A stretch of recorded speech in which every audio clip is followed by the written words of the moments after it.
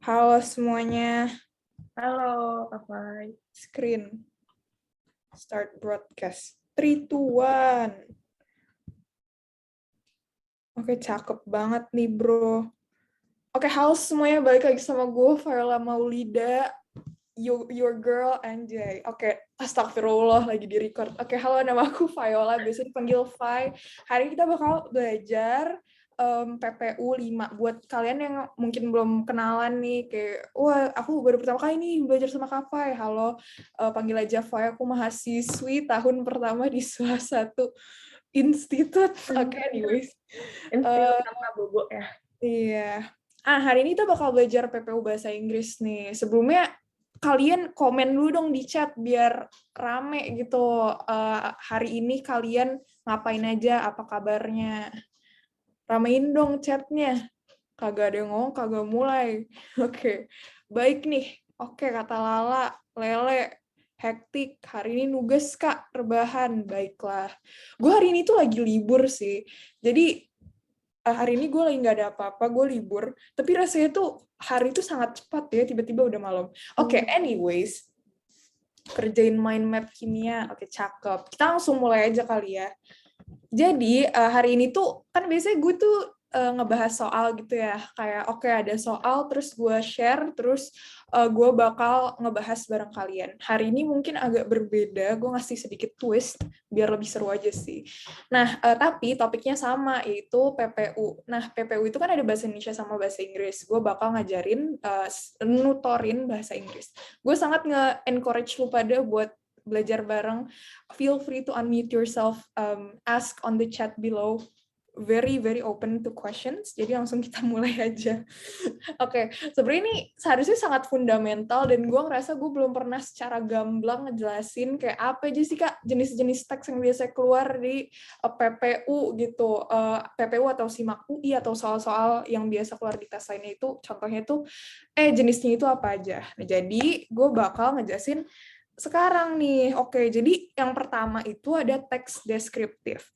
Kak, apa sih Kak teks deskriptif nih? Gue udah ngasih hint-nya nih. Menje, op, ben. Apa tuh? Oke, jadi teks deskriptif itu lebih ke menjelaskan objek dan juga benda. Nah, biasanya itu dia pakai kata-kata sifat gitu, kayak this book is very thick, this chair is very tall. Pokoknya kata-kata sifat yang kayak tinggi atau tebal atau dia cantik, terus bentuknya apa, itu biasanya teks deskriptif. Gue tulis kali ya, di sini biasanya pakai adjective atau kata benda. Terus yang kedua itu ada recount. Nah, recount itu adalah kejadian di masa lampau. Nah, kalau kejadian di masa lampau kan udah terjadi tuh. Yesterday I went to IKEA. Yesterday I ate ice cream. Nah, itu tuh kan kita ngejelasin apa yang udah terjadi. Berarti kita pakai tense-nya, yaitu tense past tense. Yang kayak misalnya kalau go itu verb 2-nya itu when gitu. Kalau misalnya kalian lihat teks kok ini kayaknya ngejelasin hari-hari kemarin. Nah, ini kayaknya ngejelasin hal yang udah berlalu gitu. Kayak peristiwa-peristiwa what is it? Penjajah apa war itu apa? Perang. Nah, peristiwa perang, peristiwa kemerdekaan itu biasanya recount text. Nah, kalau selanjutnya itu ada naratif. Naratif itu menghibur. Nah, biasanya ini kayak cerita-cerita apa fabel, terus kayak cerita-cerita yang biasa lu baca di majalah gitu-gitu, itu narrative text. Habis itu ada report text. Nah, report text ini hasil dari penelitian. Ya biasanya kayak according to study atau dari penelitian ini itu. Nah, itu masuknya ke report text. Terus ada juga news item text, itu peristiwa atau ngejelasin sesuatu yang newsworthy. Biasanya kayak breaking news atau sesuatu yang sifatnya itu baru, mencengangkan. Nah, itu biasanya masuknya news item text. Terus, nah ini yang ada explanation text, yaitu proses fenomena alam, itu dijelasin di explanation text. Terus ada dua nih yang exposition. Jadi, exposition itu sebenarnya teks eksposisi biasanya ngasih tahu suatu peristiwa. Nah, tapi dia juga bakal ngasih tahu kayak semacam membujuk gitu. Jadi si penulisnya ini bakal ngasih pandangan mereka terhadap tulisan mereka sendiri. Jadi dia tuh bias bahasanya itu kayak dia punya pandangan dia sendiri yang dia tulis di dalam tulisan tersebut. Nah, itu namanya exposition. Nah, dibagi jadi dua, namanya analytical exposition sama hortatory exposition.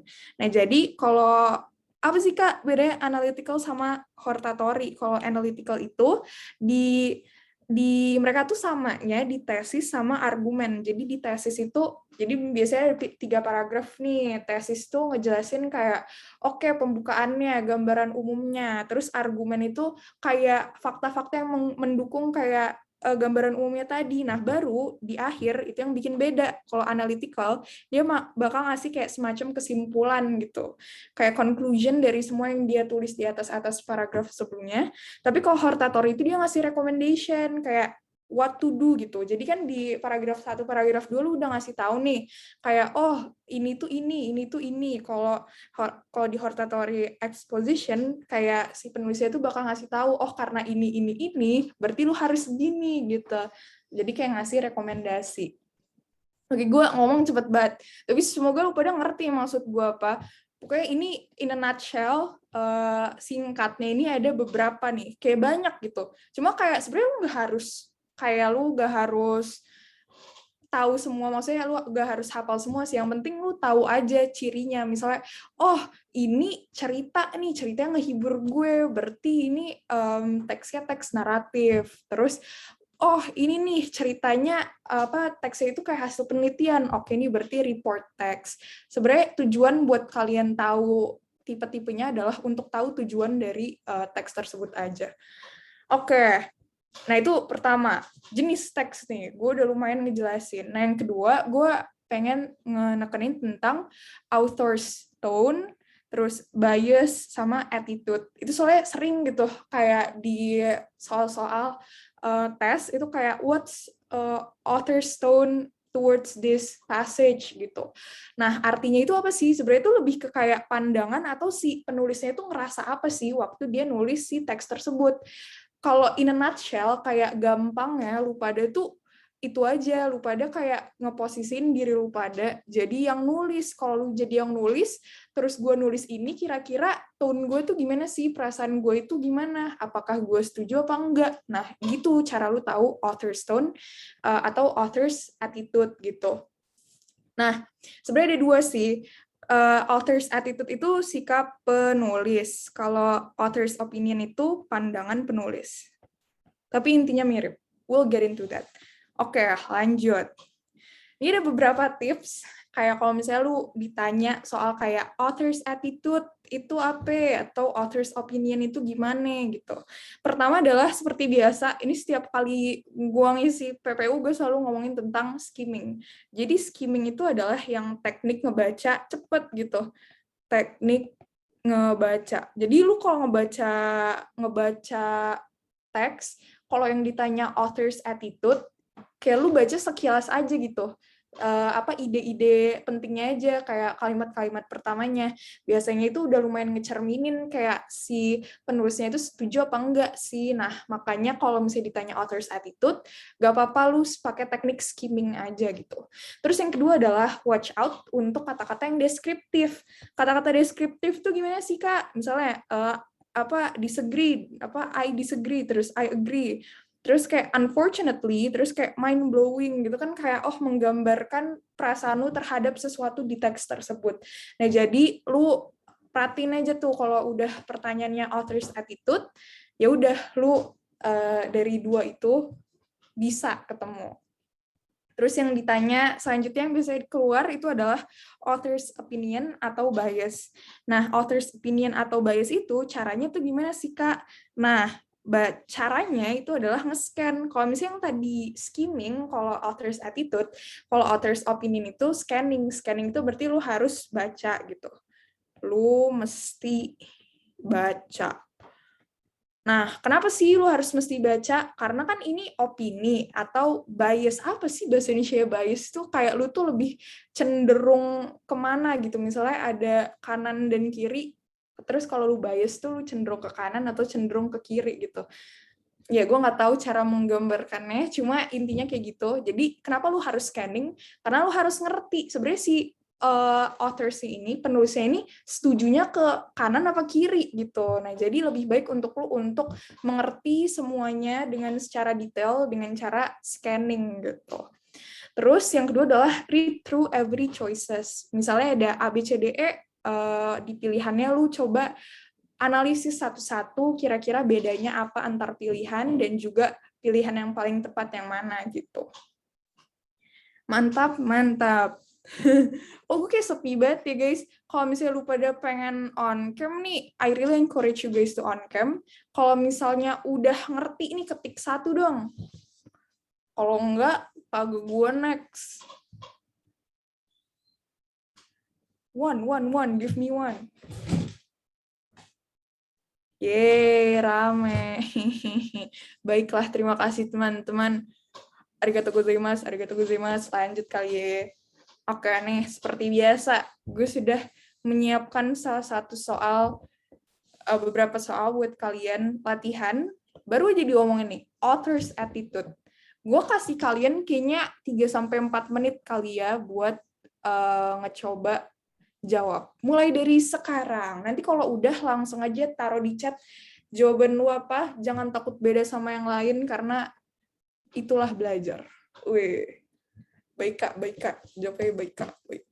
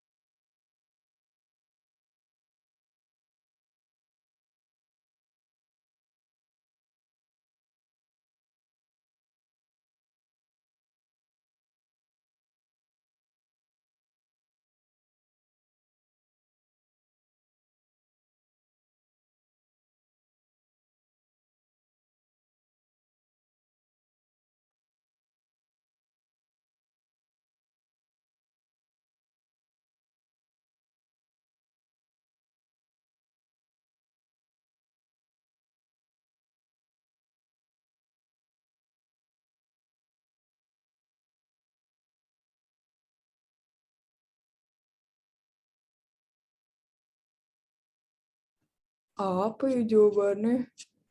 Waduh. Jangan lupa kalau udah beres taruh bahu ya. Apa nih? Si Lala ngomong apa nih? Cek kali ya. Baik. Gak apa-apa. Taunya bener kan kayak amazing. Udah tahu hoki kan ya? Enggak lah. Itu namanya skill. Lah, itu namanya skill. Oh my god. Oh, dijawab C dah. Ini jangan ikut-ikutan loh tentang Berani beda itu selalu keren, guys. In a good way. Aku tunggu kamu 1 menit lagi. Baru kita bahas bareng. Oce? Kayak ada kata mengajak gitu gak sih? Boleh.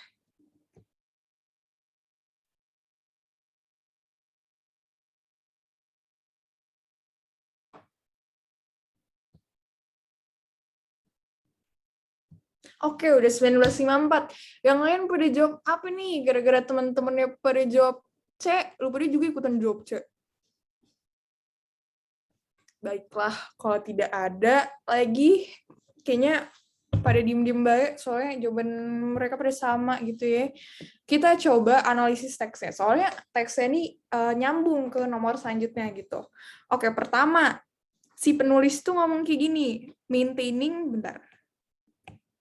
Maintaining a healthy lifestyle requires persistence and dedication, but not without reward. Terus regular exercise, not smoking, limited alcohol consumption, itu adalah aspek dari hidup sehat. Pokoknya in general, a healthy lifestyle benefits people in various ways. Oke, kita dari dari paragraf pertama udah dapet nih hintnya kalau misalnya si author-nya itu setuju kalau misalnya healthy lifestyle atau hidup sehat itu adalah sesuatu yang bakal ngasih lu manfaat gitu kan. Nah, habis dia bilang dia setuju, dia tuh ngasih tahu nih kayak according to study kalau misalnya dengan hidup sehat lu bakal gini, lu bakal gitu. Dia mencoba untuk memperkuat memperkuat pernyataannya dengan berbagai argumen. Nah, habis itu in addition, it's no secret bla bla bla bla bla. Dia juga tetap ngejelasin kalau misalnya dia setuju banget nih. Kenapa sih gue setuju? Karena ini dan ini yang ada di paragraf kedua dan paragraf ketiga.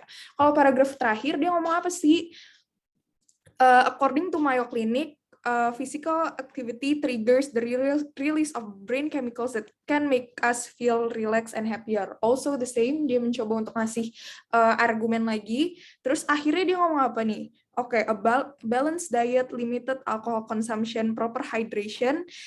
Pokoknya itu bakal nge-promote better mood dan juga ujung-ujungnya balik ke ide dia yang awal, yaitu itu bakal ngasih dampak baik dan juga manfaat ke hidup lo. Oke, lu udah ngerti kan ini maksud dari soalnya apa? Oke, nah kira-kira ini jenis teksnya apa ya, Kak? Oke, dia tuh kan pertama udah ngasih tahu nih, pertama gue setuju kalau misalnya healthy lifestyle benefits people in various way. Dia udah ngasih pernyataan dia secara gamblang. Terus setelah itu dia ngasih nih argumen-argumennya. Kalau tadi tesis sama argumen tuh kayaknya teks eksposisi ya gak sih? Oke, ya jadi bisa kita lihat di sini kalau misalnya ini itu teks eksposisi. Nah, itu dia. Nah, habis itu coba kita refresh memori kita lagi nih, Kak. Kalau misalnya analytical, dia bakal ngasih conclusion. Kalau misalnya hortatory, dia bakal ngasih recommendation. Nah, di akhir tadi, dia ngasih suatu kesimpulan kan, yang pokoknya limiting alcohol consumption promotes a better mood. Pokoknya ujung-ujungnya nyimpulin pernyataan dia yang awal. Jadi, bisa kita simpulin kalau misalnya ini itu adalah text analytical exposition begitu. Nah, yang ditanya adalah author's attitude. Nah, kalau misalnya lu jadi penulis, kalau gue tuh biasanya kalau ngerjain soal kayak gitu, gue mikir gitu, kira-kira kalau gue bisa nulis kayak gini, gue bisa ngasih pernyataan ini tuh karena gue kenapa gitu, kayak kira-kira apa yang ada di pikiran gue. Nah, jadi coba ya, kalau yang pertama considerate itu lebih ke kayak penuh dengan pertimbangan. Kalau misalnya penuh dengan pertimbangan itu berarti ada dua opsi kan, kayak apakah lu hidup sehat atau lu hidup tidak sehat gitu. Kalau di sini kan kayak kita lebih fokus ke satu hal, yaitu hidup yang sehat. Jadi kalau yang considerate kayaknya kurang tepat. Jadi yang A enggak. Kalau misalnya confident juga dia kayak kurang menjelaskan gitu nggak sih guys? Kayak confident kan artinya percaya diri. Apakah ada sesuatu yang menyebabkan dia percaya diri di teks ini? Nggak ada juga kan. Nah, jadi yang B itu enggak. Kalau yang persuasif bisa jadi. Soalnya kan kita udah tahu nih teksnya adalah teks analytical exposition yang salah satu tujuannya adalah untuk membujuk orang, karena lu ngasih pernyataan terus lu ngasih argumen kayak orang mau debat gitu. Lu bakal ngebujuk orang lain buat ngikutin kata lu. Nah, itulah kenapa dia tuh make analytical exposition, yaitu untuk menjadi persuasif atau ngajak orang lain gitu. Jadi bener nih teman-teman yang ngejawab C, rame tuh ya yang tadi jawab C, karena yang jawaban C itu betul. Kalau objektif itu lebih ke tidak terpengaruh orang lain. Kayak objektif itu lu tuh mempertimbangkan dua sisi. Nah, tapi kan di sini dia udah saklek banget, dia setuju sama satu hal dan dia ngebujuk orang lain, jadi yang cocok jawabannya yang C. Selamat teman-teman yang udah jawabnya benar, langsung aja lanjut ke nomor 2. 2 menit sampai lewat 1. Gue tunggu.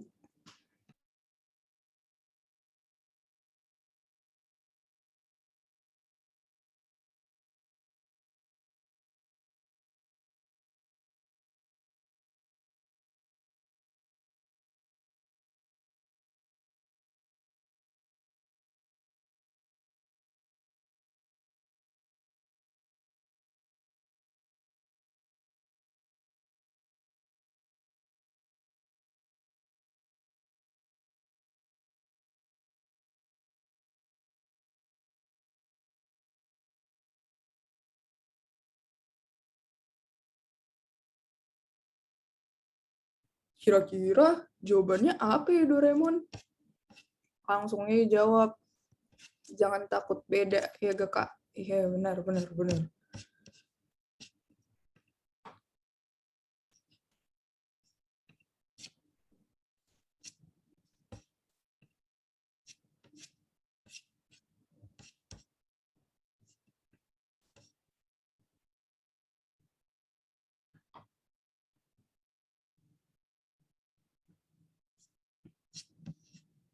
Nah, pada jawab A. A gak sih? Gak tahu deng. A. Yang lain ada yang jawab B. Lu jangan takut ya. Suara minoritas juga harus didengarkan. Baik.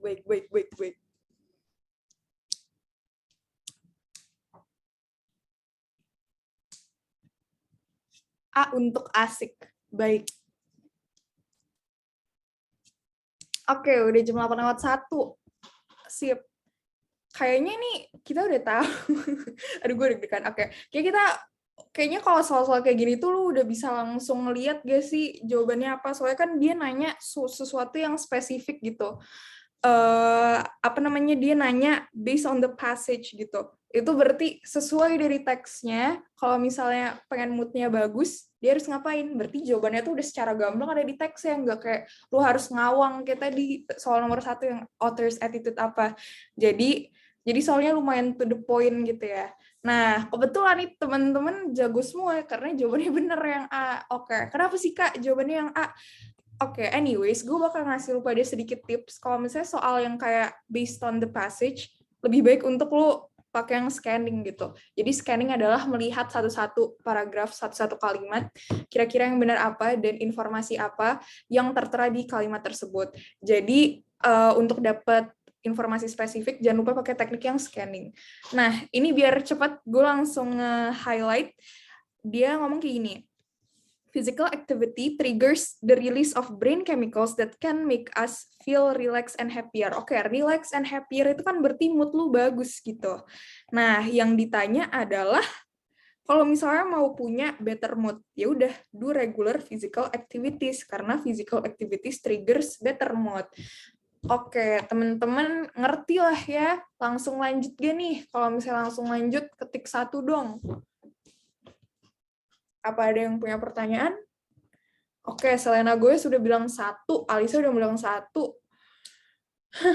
Oke, sip. Udah ngerti lah ya, gampang. Lanjut. Jeng-jeng. Langsung dikerjain 20/5 atau 6, kita ngebahas. OC.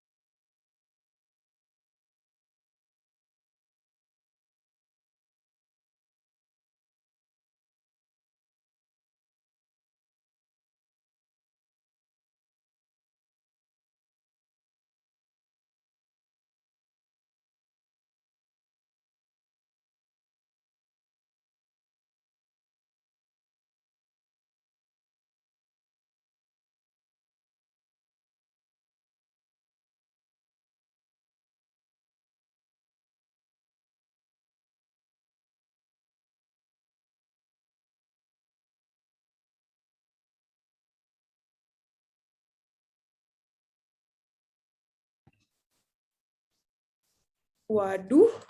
Ayo, coba. Kira-kira apa ya immense?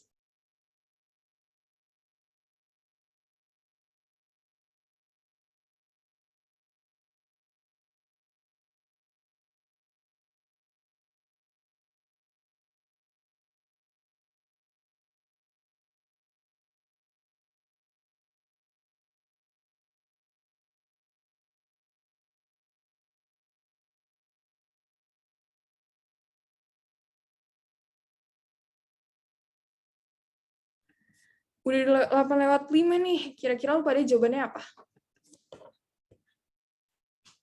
Komen below dong, biar gua nggak sendirian banget. Lah, lu jawabannya apa lah? Gue palakin. Enggak deh. Masih mikir, ya ampun. Nah, Baik.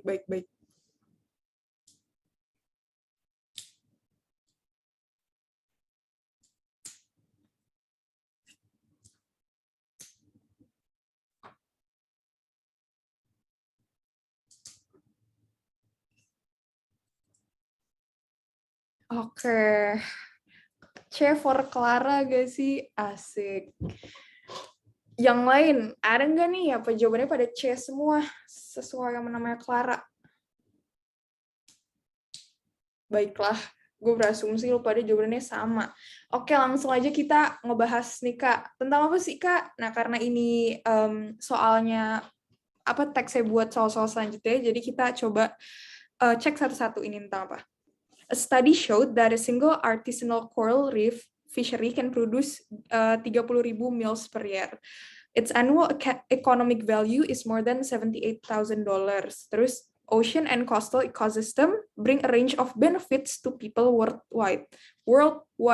Oke, dia ngasih tahu kalau misalnya ocean dan juga pokoknya kehidupan di laut itu ngasih banyak banget manfaat buat orang-orang. Terus kenapa dia berani bet nih ngomong kayak itu tuh banyak manfaatnya. Oke, dia langsung ngejelasin ini provide millions of people with food and livelihoods. Basically artinya dia tuh ngasih orang-orang banyak sumber makanan dan juga setidaknya kehidupan itu banyaklah datangnya dari laut gitu.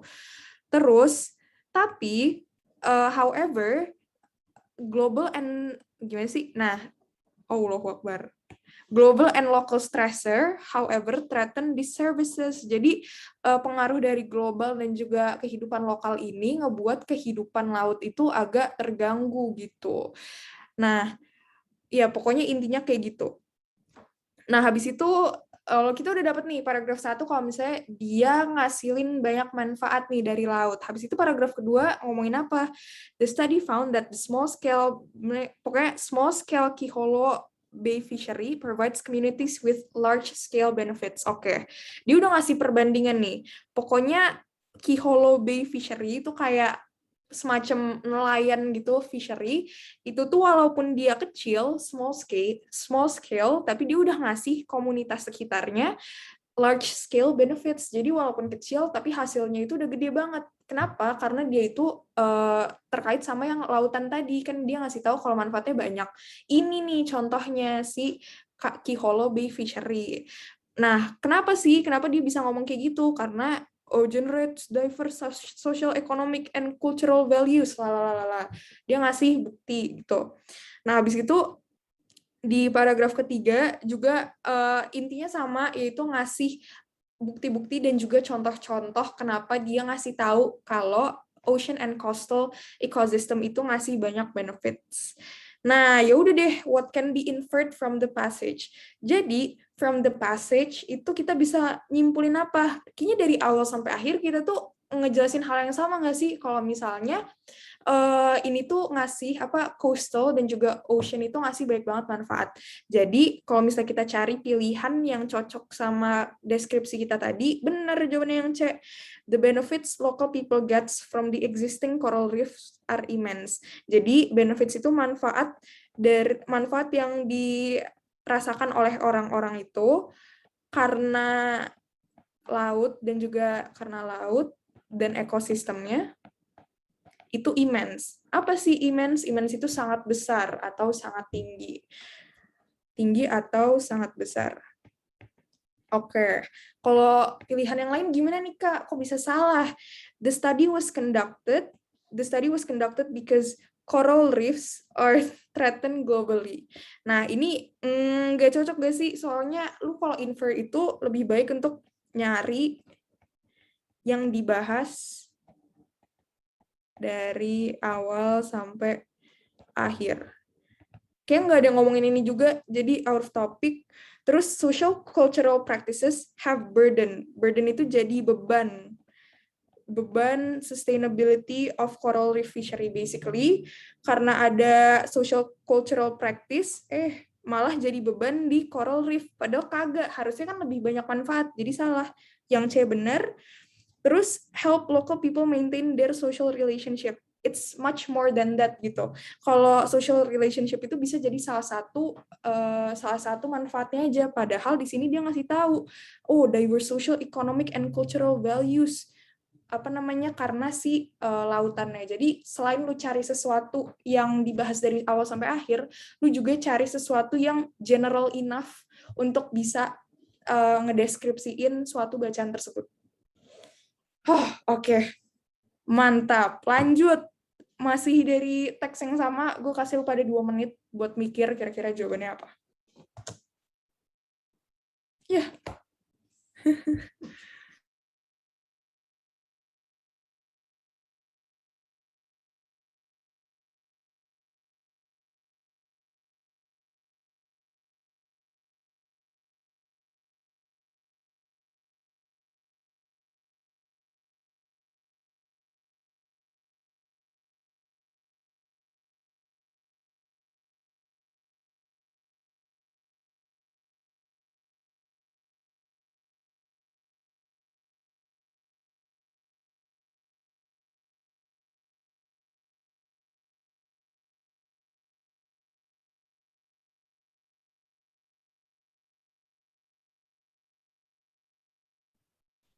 Apa ya, Kak? Kira-kira jawabannya, Kak?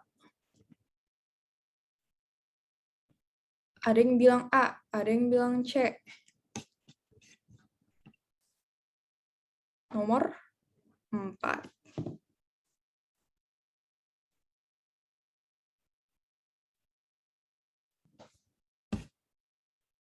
Thinking hard. Take your time, take your time.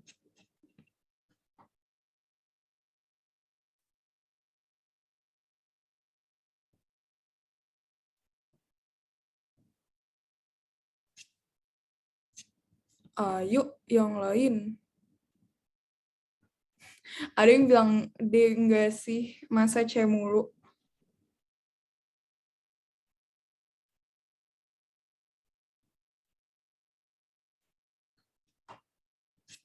Baiklah. Coba ini udah 8:12. Kayaknya jawabannya lumayan sporadis. Wede, apa jawabannya lumayan tersebar. Jadi kita coba bahas bareng-bareng. Iya, gara-gara lu pada jawab A, D, C, gue jadi mikir ya, iya nggak ya jawaban gue? Oke, anyways. Coba kita baca lagi. Oke. Dia tuh ngomong yang ocean and coastal. Oke, ocean and coastal ecosystem bring a range of benefits to people worldwide. Dia ngasih tahu kalau misalnya ekosistem laut dan juga coastal, koral, itu dia. Pokoknya ekosistem sekitar laut dan juga di dalam lautnya itu sendiri, itu ngasih banyak banget manfaat untuk orang-orang di seluruh dunia. Intinya kayak gitu. Jadi, apa sih jawabannya? Closest meaning. Closest meaning itu jawaban yang paling dekat sama pernyataan tadi. Oke, yang pertama, A. People in most countries benefit from marine business. Banyak nih tadi yang jawab A, tapi kita keep dulu ya. Ini artinya adalah people in most countries. Berarti orang-orang di sebagian besar negara itu dapat banyak manfaat dari bisnis yang melibatkan laut, kayak bisnis ikan itu kayak marine business.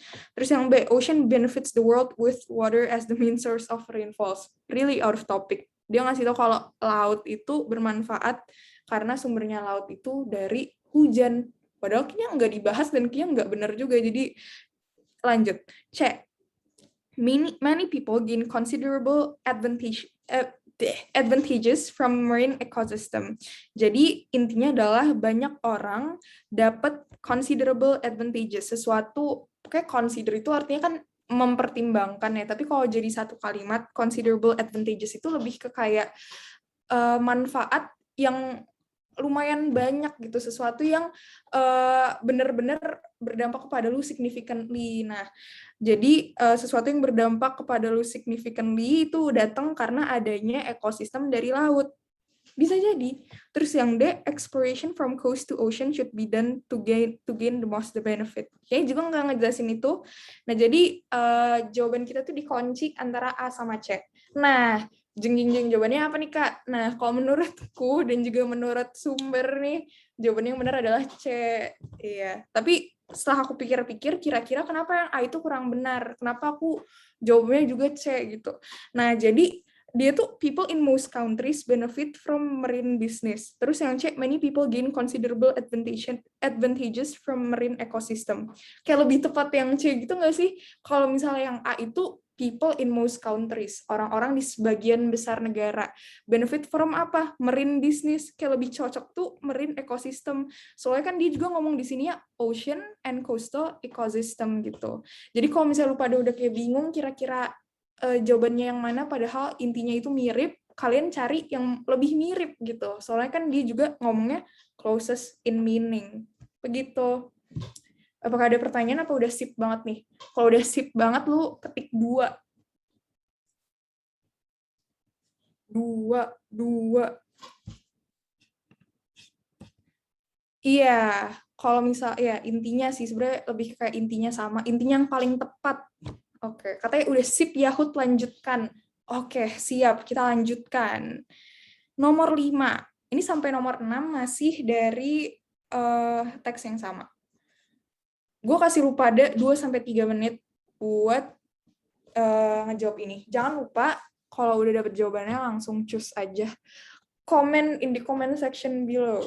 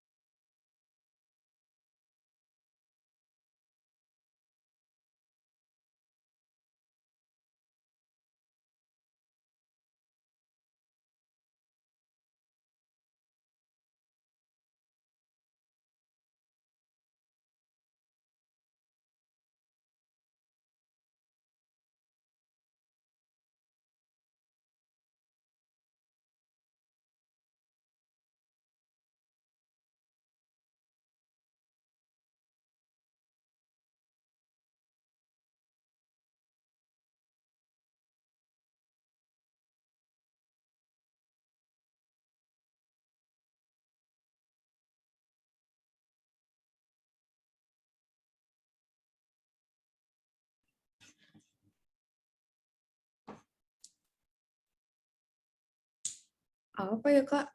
Jawabannya, Kak? Langsung aja, guys. Kalian comment down in the comment section below. Kayaknya emang susah sih, 2019 deh.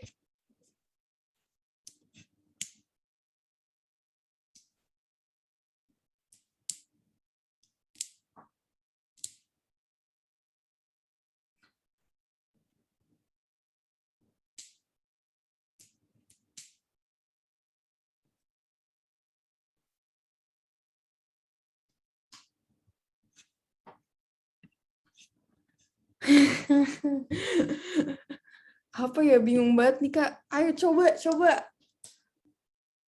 Kira-kira apa? Bayangkan lu pada lagi tes. Lu harus memilih satu. Kira-kira lu pada milih yang mana?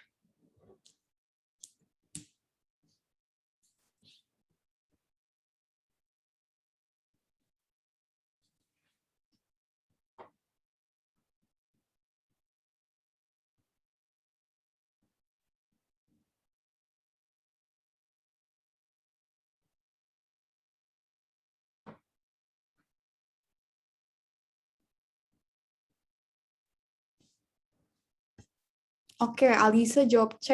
Kayaknya dari tadi jawabannya C mulu nih. Apakah C for Clara? Apa for A? For A atau A for? Kagak tahu deh apa. Ayo kalian, apa C, apa A, apa B, apa F? F for Viola. Atau S for Sandy and S for SpongeBob. Oh my god. Oke. Ista juga jawabnya C. Kok ada Ista ada tiba-tiba? Hai Ista. Hai, Ista. Ista nih habis meeting juga loh, Kak Fai. Iya, anak PR. Oke, baiklah teman-teman. Oke, gue sebenarnya agak pro dan kontra dengan jawaban dari soal ini.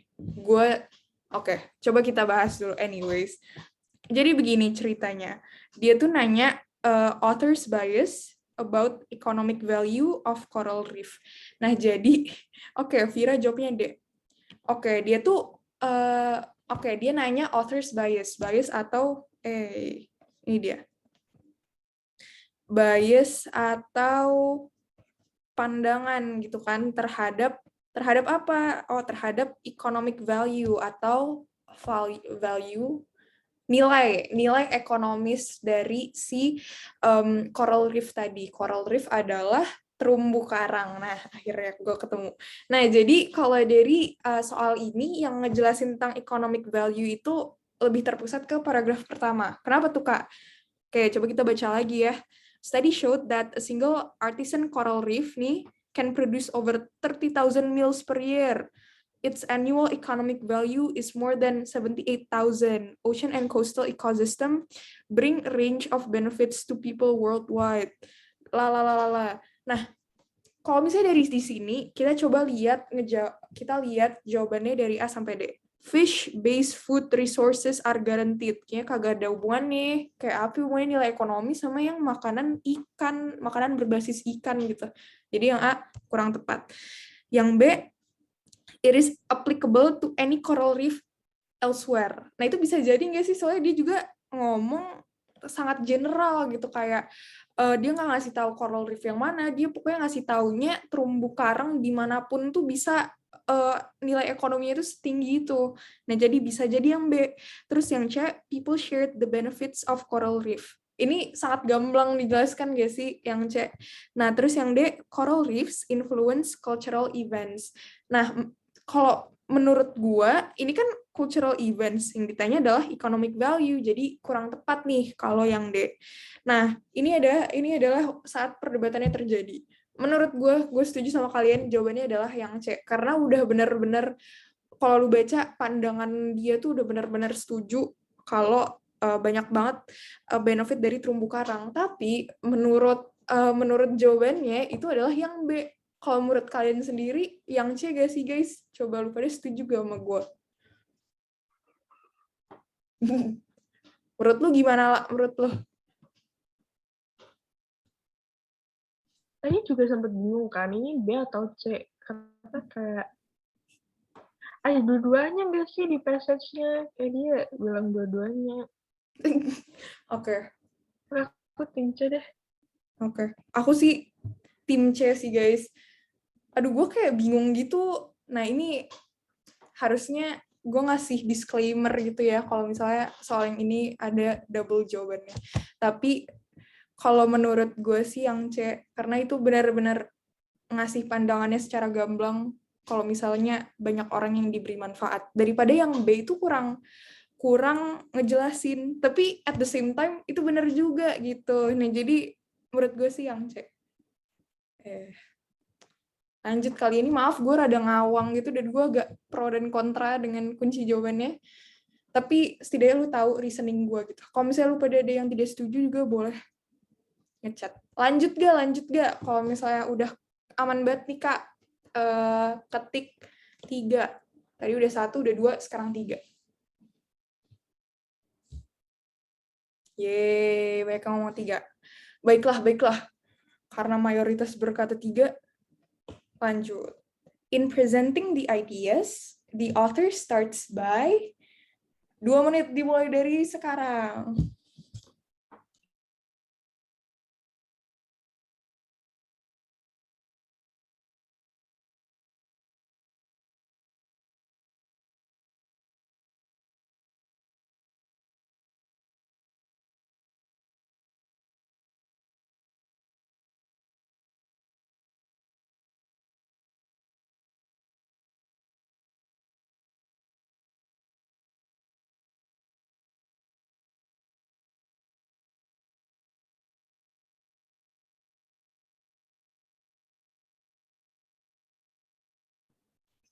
Rizal berkata B. Yang lain menurut kalian apa? Menurut aku apa ya? Jeng jeng jeng jeng.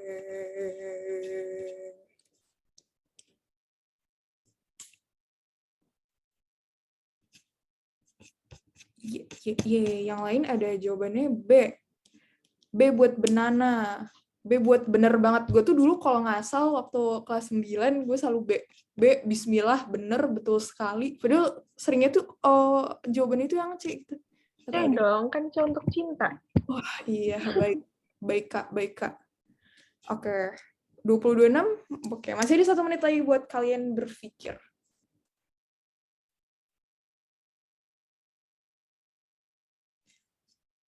Dung dung dung dung dung dung dung. Dung dung dung dung dung dung. You call me up. It's like a broken record.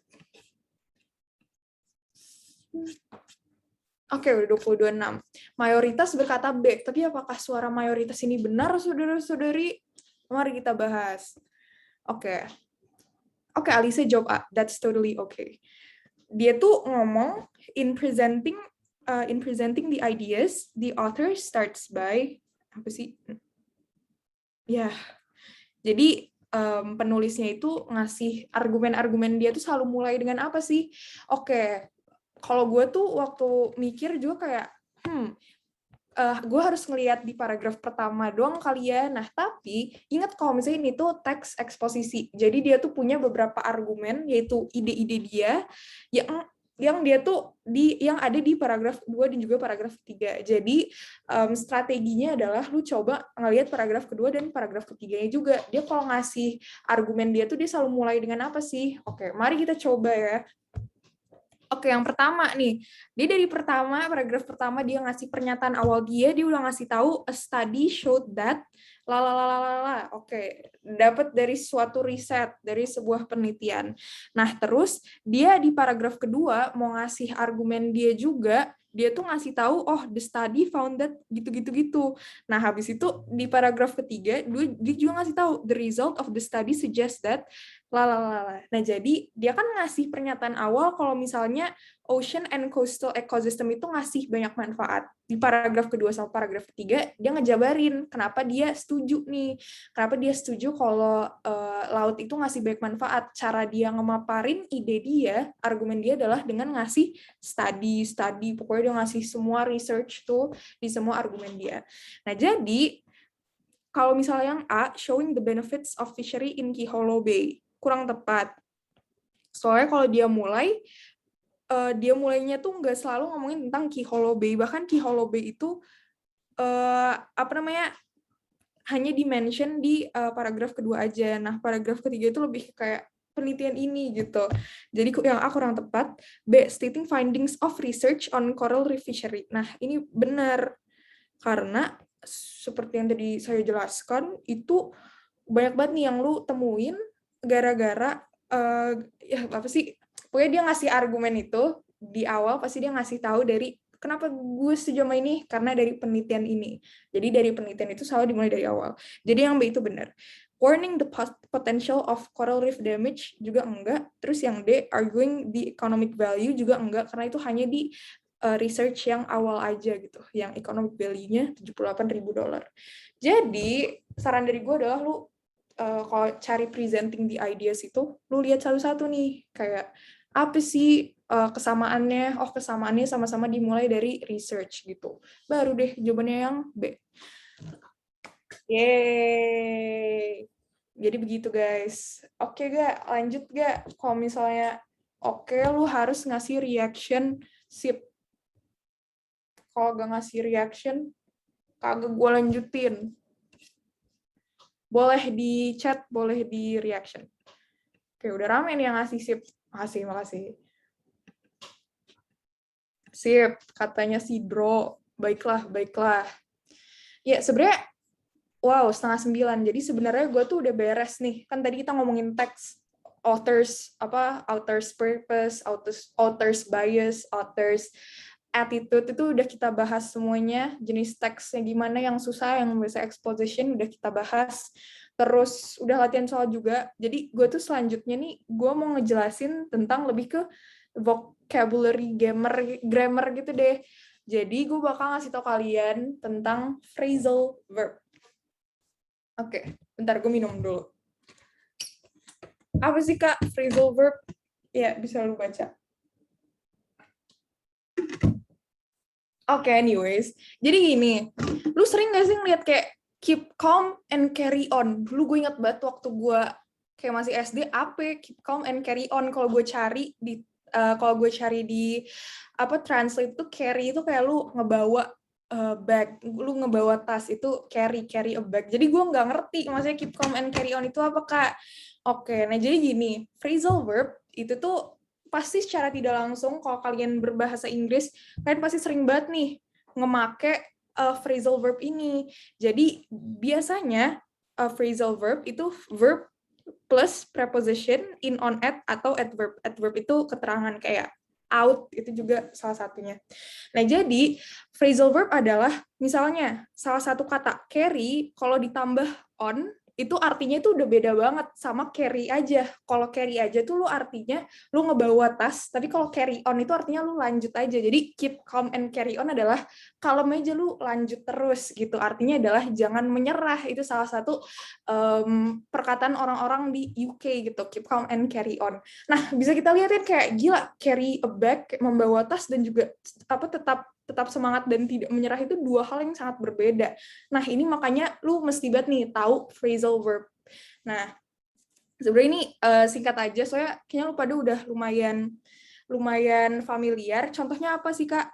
Hold. Hold itu kan artinya lu ngenekan, atau hold itu on hold. Hold. Ya lu tau lah ya, kayak memegang sesuatu juga hold. Pokoknya hold itu adalah kata kerja. Nah, tapi kalau misalnya dikasih hold on itu artinya apa? Bentar gitu, kayak lu lagi nelpon orang, terus kayak hold on, gue lagi nelpon gitu. Kan artinya udah kayak beda banget nih, Kak. Iya. Jadi itulah yang dinamain phrasal verb. Terus give artinya ngasih. Give up artinya apa? Give up artinya nyerah. Buset, jauh bener. Nah, inilah kenapa lu harus tahu phrasal verb. Kalau stand artinya berdiri, dikasih out, stand out. Stand out adalah artinya lu tuh berbeda dari yang lain, lu tuh mencolok gitu, orang itu stand out. Terus ada break. Terus break in itu kayak misalnya ada cerita, there's a new news breaking in from California. Nah, itu kayak break in itu misalnya kayak ada breaking news gitu. Break up artinya lu putus. Break out itu bisa kayak breaking out from the prison. Itu bisa kayak lu lu escape dari penjara, itu bisa artinya break out. Bisa juga dalam konteks kulit, lu tahu ya, skincare mania artinya break out itu apa.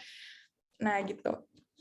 Terus ada juga look sama look after. Kalau misalnya look itu artinya ngelihat, tapi kalau look after itu artinya lu ngejagain orang lain. Please look after my kids. Kayak tolong jagain anak gue gitu. Itu look after. Terus ada juga ask out. Misalnya I ask Clara out for a dinner gitu kan, kayak gue ngajak Clara buat makan. Terus kalau misalnya ask around itu artinya udah kayak gue lagi nyari dompet gue, apa I'm currently searching for my wallet. I asked around a lot of people but they didn't see them. Jadi ask around itu lebih kayak lu udah nanya ke banyak orang gitu. Banyak orang. Nah, gitu. Jadi phrasal verb itu sebenarnya adalah ya intinya verb ditambah preposition. Preposition itu apa? Preposition itu artinya posisi. Jadi in, on, atau at. Itu artinya itu 3 macam preposition atau adverb. Misalnya kayak apa out gitu. Pokoknya keterangan itu juga bisa kalau digabungin sama verb bisa jadi phrasal verb. Intinya sesuatu yang beda banget artinya sama kalau dia verb doang. Nah, ini gue tadi bilang kan kayak gue mau ngasih twist nih hari ini. Kenapa? Karena kita bakal quiz, Kak. Waduh, quiznya bakal seru banget sih. Cuma beberapa soal buat kayak FYI, buat ngetes kalian. Enggak sih? Buat kalian latihan phrasal verb. Ntar aku stop share screen dulu. Kita coba share screen di bentar. Siapin HP kalian. Klasik. Dung dung dung dung dung dung dung dung. Oke. Ayo, 359-2862.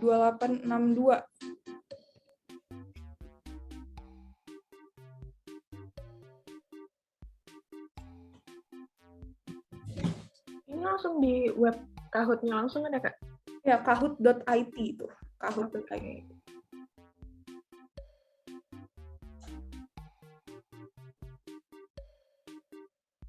Kembaran Doyon. Ya Allah. Baiklah. Siapa ya Doyon, gue juga kalau tahu. Narendra nggak sih? Iya. Bener nggak ya kok? Selena Gomez. Gue coba ngetes, bisa nggak? Halo. Luna Lovegood. Alisa, Ista. Kalau ada problem kayak kahoot.it aku loadingnya lama banget, bilang aja. Sekarang, oh itu dia. Hai, ini Lala. Halo.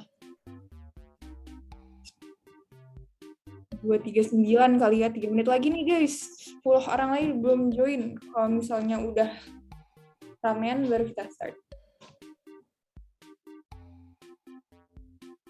Bilkis.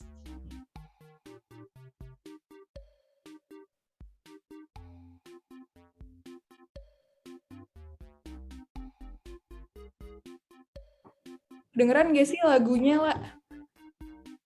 Kedengeran. Bagus. Baiklah.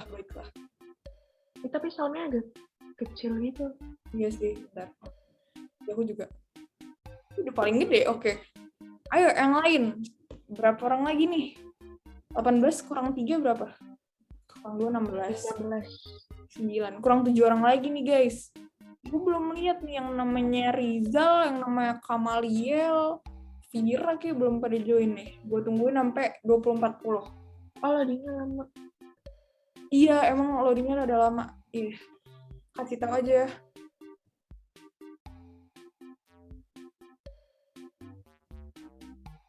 Oh, udah. Oke, sip, Vira. Maafkan.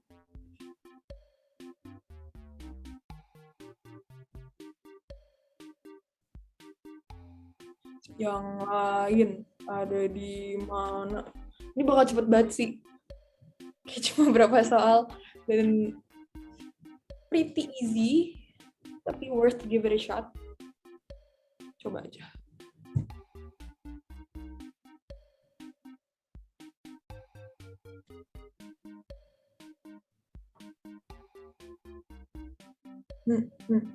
Ya.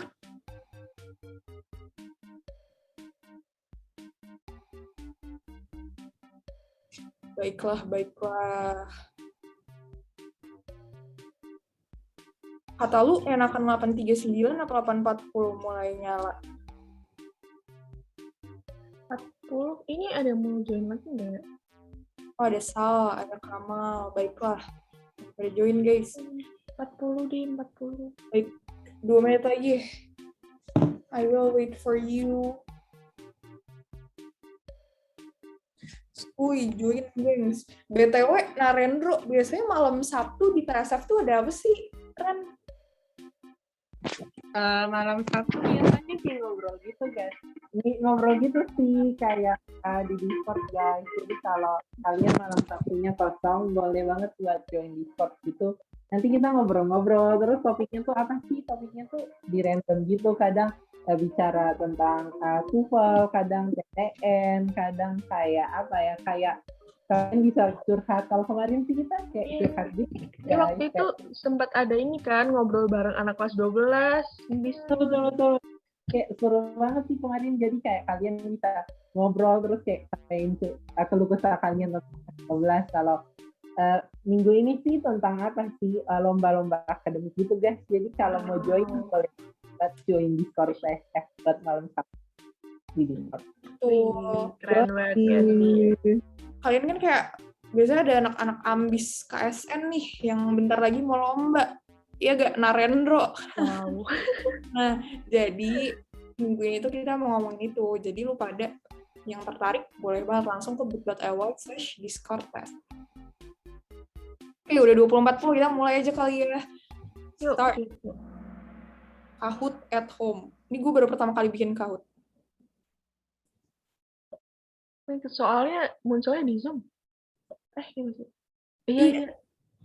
Would you bla bla bla my dog for me this weekend? Ini gue mikir banget loh, gue mikir banget buat foto yang bakal gue masukin. Itu biasanya meme-nya tuh antara anak acara sama anak danusan. Ya Allah, ngerti aja lagi. Tuh orang ngejawab. 9, 8.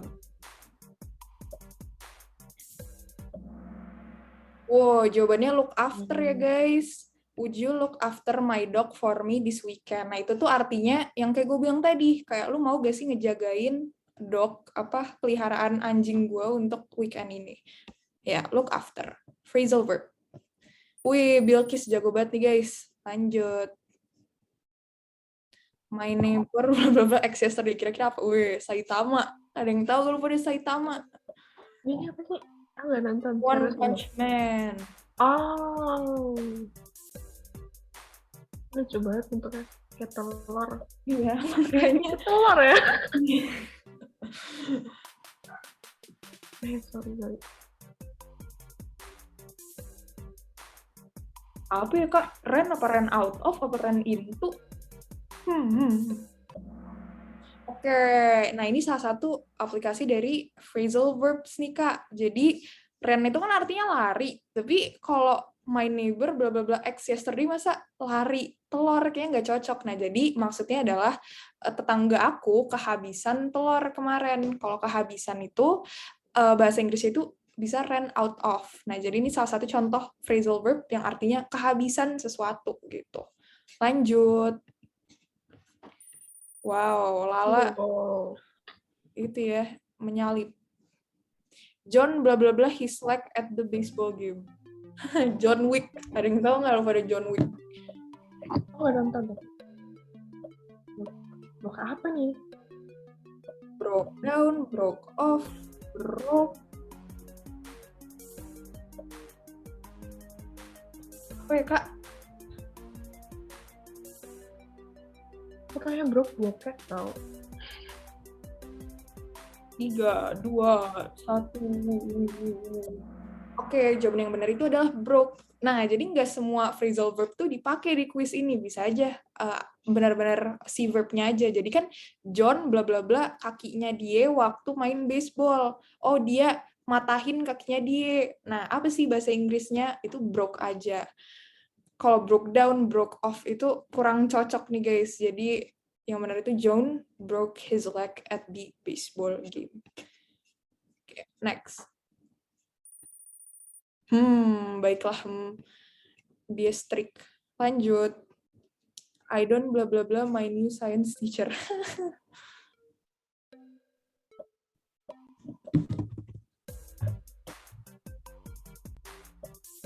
Maksud meme-nya apa nih?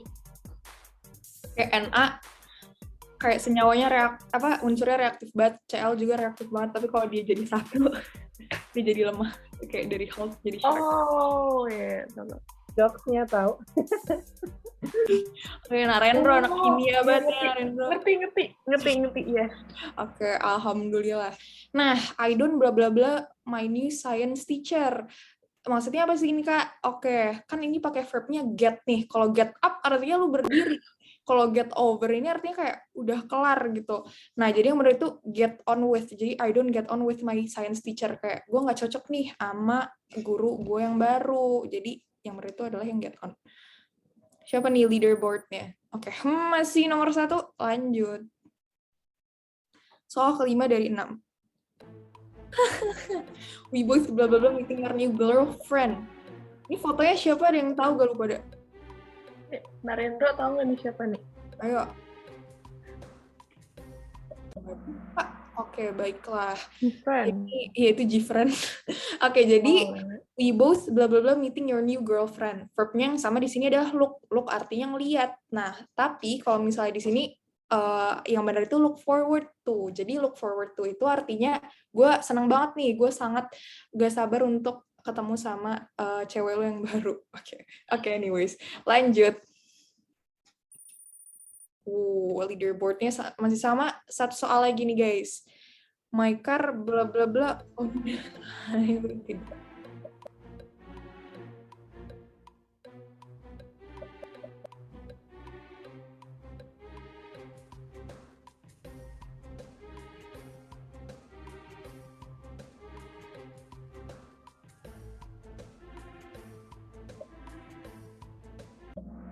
Oke, yang benar itu broke down. Nah, jadi kalau broke off itu artinya lebih ke terputus gitu.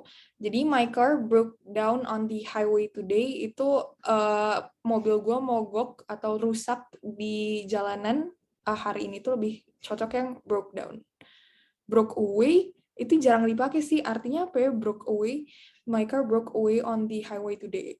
Itu phrasal verb yang jarang dipakai juga dan juga out of context. Jadi jawaban yang benar broke down.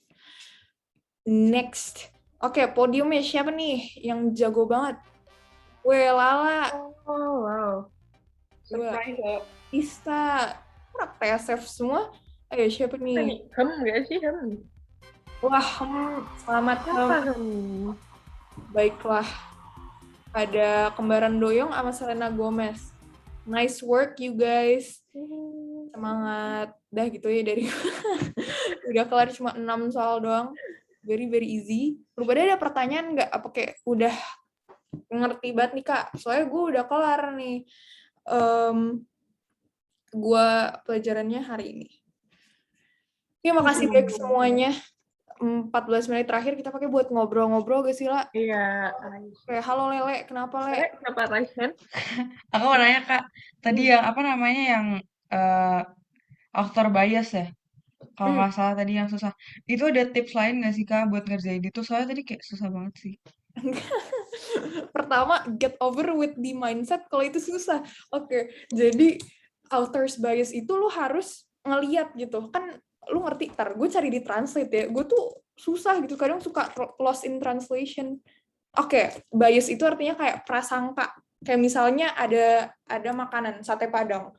I like sate Padang. Gue berarti bias karena gue tidak netral. Gue udah bilang gue suka sama sate Padang. Nah, jadi kalau misalnya ditanya ada author's bias, lu harus ngeliat nih dari awal. Dan emang benar-benar harus lu baca sih. Kira-kira dari awal tuh dia tuh setuju apa enggak terhadap topik yang dibaca. Nah, jadi kata gue lu coba cerna katanya satu. Kira-kira nih penulisnya itu mencoba untuk berada di sisi mana dari topik yang dia coba bahas gitu. Gitu, Le. Apakah lu ngerti apa kayak ngawang Ngerti Kak. Baiklah. Oke Kak, makasih Kak. Terima kasih udah bertanya sama-sama. Ista, kenapa Ista? Aku mau nanya lagi. Boleh dong. Lalu itu cara kayak baca cepet gitu paragraf, maksudnya kayak teks. Karena kayak jujur kan panjang banget kan, so kayak waktunya juga singkat. Baik. Nah, ini yang seperti yang gue udah bilang, jadi ada yang namanya skimming sama scanning. Jadi kalau skimming itu, lu mesti bacanya tuh kagak usah semuanya lu ngertiin gitu. Itu tuh untuk soal-soal yang kayak kesimpulan, ngomong apa sih? Soal-soal yang kayak ide pokok, pokoknya gagasan utama kalau bahasa Indonesia, kalau bahasa Inggris itu kayak this paragraph, this passage is talking about. Nah, itu tuh lu pakai metode yang namanya skimming. Jadi lu baca cepet aja dari awal sampai akhir, kayak intinya tuh apa. Biasanya di paragraf pertama itu udah dikasih tahu. Tapi kalau soal-soal yang kayak author's bias, author's purpose, terus from this passage we can infer that, atau di paragraf keberapa dia ngejelasin apa, itu kan berarti lu harus ngelihat lu harus cari salah satu informasi dalam teks tersebut. Nah, baru lu pakai yang namanya scanning. Scanning itu lu harus baca satu-satu. Jadi sebenarnya strateginya adalah lu harus tahu kapan pakai apa gitu. Oke, thank you. Baik. Yang lain ada yang nanya nggak? Kagak sih, sebenarnya udah kelar sih. Lu mau nanya tentang apa? Masuk PTN, Kak? Gimana sih, Kak?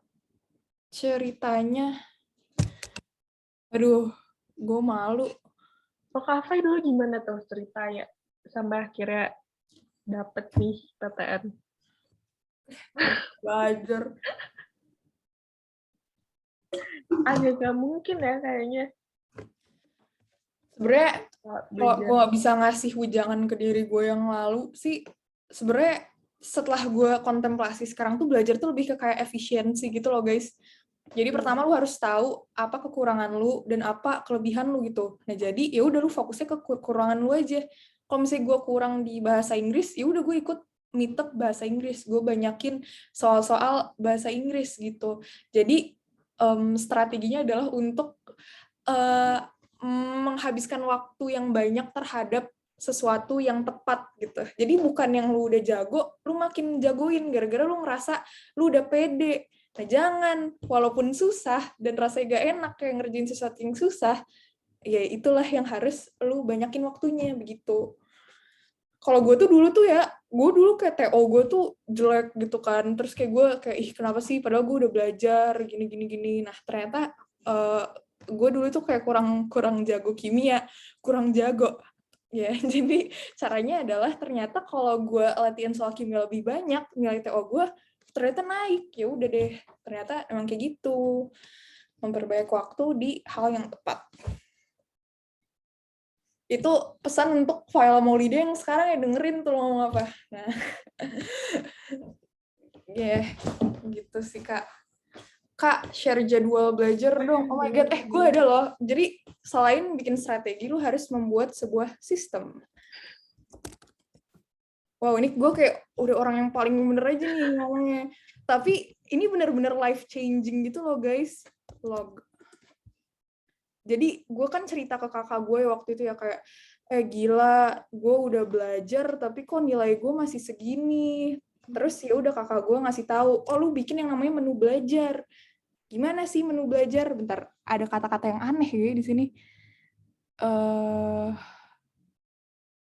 Oke, dah. Menu itu sama kayak ini, kayak apa sih kayak kayak timeline gitu.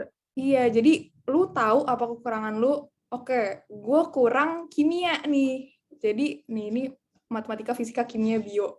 Nah, jadi oke di kimianya gue beratin gitu. Terus kayak setiap hari setidaknya ada salah satu mata pelajaran, setiap mata pelajaran itu gue kerjain. Nah, itu namanya menu belajar. Log. Gue malu deh, ini soalnya sangat personal, ini kayak diary gue. Tapi gak apa-apa. Karena ini sangat benar-benar ngaruh gitu. Jadi lu pada bikin aja sheets, tanggal, terus mata pelajaran, terus Hakimur besoknya dan Teordaya. Gue baru ingat, astagfirullah, kayak diary gue. Tapi iya, intinya kayak gitu. Jadi lu pada tuh tahu kemarin gue belajar apa. Kalau gue kemarin udah belajar ini dan ternyata gue ngerti, ya udah nggak usah dipelajarin lagi. Coba yang lu belum bisa begitu. Oke. Gue Tapi udah berarti setiap hari file lu belajar. ini mendekat sih. Ini udah Februari. Oh, wow. Jadi rada. Soalnya yang lain tuh kayak gila nilainya pada naik, gue masih stagnan aja ya. Nah, baru nih gue bikin kayak gini guys. Dari 85. Ya dong, Kak. Oke, baik. Jadi gue dari TO gue ranking 85 jadi 15 apa. Oh my God. Itu inten. Inten. Inten gak sih? Soalnya tadi masih di mute, Kak. Astagfirullah. Iya. Ya, kayaknya terlihat ya gue tadi les di mana di situ. Iya. Gue kagak ada template-nya sih. Sebenarnya bikinnya di Google Sheets. Bikin di Excel. Kayak kotak, hari, mata pelajaran, catatan. Begitu. Sumpah, tapi gue lihat orang-orang di Twitter dari SMP udah pada belajar buat UTBK. Iya. Takut. Bener. Kan kayak anak kelas 10 gitu. Begitu UTBK. Ya kita kelas 10 kayaknya nggak ngapa-ngapain deh. Iya deh, aduh. Iya, terus iya gitu dah. Terus kurang-kurangin kali yang main Twitter ya. Soalnya nggak jadi toxic gitu loh. Soalnya kayak pedang bermata dua gitu. Iya, bener-bener. Masih lu semangat, tapi bisa jadi toxic gitu.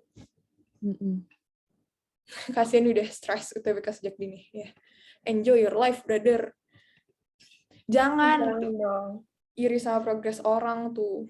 Itu juga kayak ngehambat gue sih. Gue terlalu kayak, gila yang lain nilai udah pada bagus, kok gue jelek ya. Nah, ternyata dengan gue reflect ke diri gue, gue kurangnya di mana, ternyata lebih baik hasilnya gitu.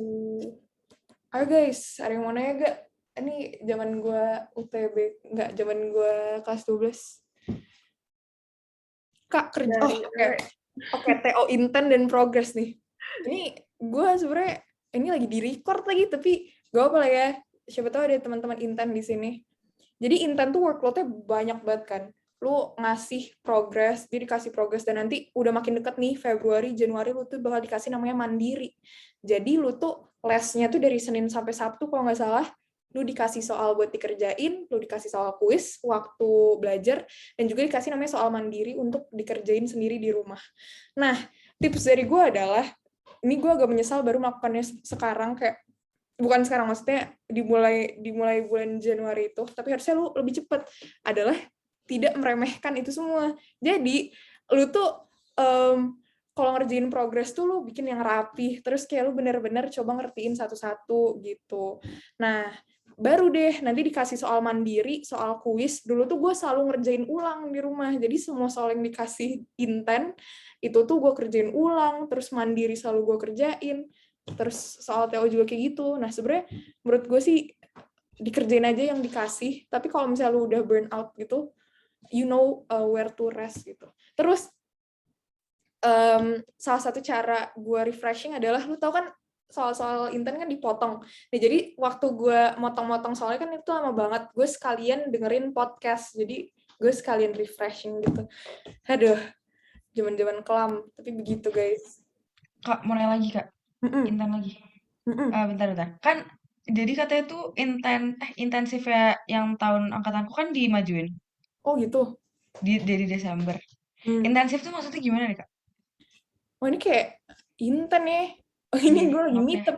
Enggak apa-apa. Jadi Inten sharing session. Gue intensif tuh lu Senin sampai Sabtu apa Minggu ya? Pokoknya sering banget. Terus ya udah kayak yang bedain intensif itu frekuensi dalam seminggu lu belajar ketemuan berapa kali, ditambah udah nggak ada materi baru, tapi dikasih latihan soal gitu. Sama dikasih kuis tetap, sama yang satu tadi, soal mandiri. Soal mandiri ini jarang, enggak, soal mandiri itu nggak dibahas, tapi buat latihan selalu di rumah. Tapi gue encourage buat lu selalu ngerjain soal mandiri. So itu yang ngebikin gue nilainya bisa boost gitu. Soalnya sering keluar di TO, dan ternyata yang sering keluar di TO juga katanya sih sering keluar di UTBK, begitu. Ini ada satu pertanyaan lagi nih. Apa dari Selena Gomez. Kak, pernah gak sih ngerasa demot pas lagi belajar UTBK? Itu gimana ya cara ngilanginnya? Kayaknya gue nggak belajar UTBK nih, belajar hari-hari juga gue demot sih seringnya. Gimana nih, gue dulu kayaknya inget tujuan awal lu gitu gak sih? Kayak, oke Kak, aku tuh tujuanku aku pengen ke FKUI. Nah, lu inget aja tuh kalau lu lagi demot, lu pengen FKUI, jadi semangat gitu.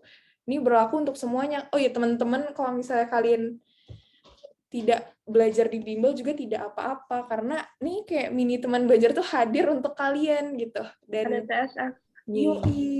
Dan kita tuh ngasih banyak banget resource buat kalian belajar, karena kita ngerti banget nggak semua orang punya kesempatan yang sama untuk dapet yang kayak tadi, bimbel-bimbel tadi gitu. Jadi kalau demot, ingat aja alasan lu kenapa mulai.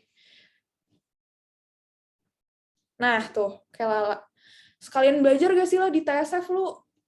Iya dong. Iya. Sekalian nih.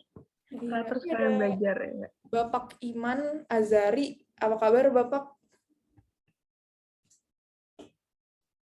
Dikacangin ya, biasalah hari-hari gue sama Iman kayak gini. Halo, lagi Zoom, kenapa? Jadi lagi ngomongin nih Man, lu dulu kalau demot lu ngapain waktu belajar UTBK?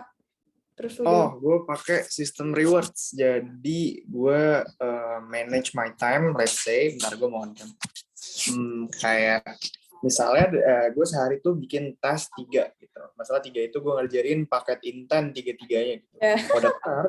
Kalau udah kelar, gue boleh reward myself untuk beli makanan. Tapi kan boros banget ya kalau gue tiap paket begitu kan. Jadi biasanya gue taruh di akhir-akhir minggu yang kayaknya rasanya gue pengen mati gitu. Jadi di hari-hari Kamis, hari Jumat yang kayak gue udah demot banget tuh, biasanya gue pakai sistem reward. Tapi kalau enggak, biasanya gue malam-malam tuh ngobrol sama teman-teman sih. Emang punya teman belajar tuh ngaruh banget. Tapi ini beneran, punya grup belajar itu ngaruh banget. Dan sebenarnya kesempatan sih buat teman-teman ya, kayak kita mau ada teman belajar juga, dan kalian ada teman belajar kan. Soalnya kayak make sure lo tuh bisa chat teman-teman yang dari sini gitu loh. Kayak misalnya Bilkis nih, kayaknya gue pengen belajar bareng deh sama Feby gitu. Lo chat aja Feby boleh nggak kalau misalnya kita belajar bareng yuk gitu. Jadi lebih ke gitu sih, cari support system kalau menurut gue. Iya, sama inget ya sih, gue dulu kalau nginget-nginget kayak, wah FTI ITB kayak ganteng banget ya, itu gue jadi semangat lagi. Lu gitu gak, Man? Iya. Yes and no, karena gue nggak mau kalau gue sendiri ya, gue pribadi gue nggak mau gue terlalu mendalami satu kayak gue pengen UI banget atau gue pengen UGM banget, karena kalau misalnya gue nggak terima, sakit hatinya kayak berkali-kali lipat gitu nggak sih. Jadi gue lebih ke udah gue belajar emang karena gue pengen masuk kuliah aja gitu. Iya, tergantung kalian sih. Tapi ingat kenapa kalian mulai, mungkin bisa jadi salah satu cara.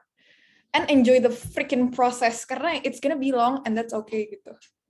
Makanya biar enjoy, caranya gimana Kak? Caranya udah nyari study friend. Gimana sih Kak cara nyari study friend? Dari mini teman belajar, dari Discord, dari semuanya. Gitu. Semangat terus. If you Salah satu lagi, aku kadang tuh kalau demot, itu tuh suka nontonin kayak apa sih, kayak orientasi mahasiswa baru gitu loh di YouTube. Itu asik banget tuh, iya kan? Wow. Langsung menggebu-gebu gitu loh.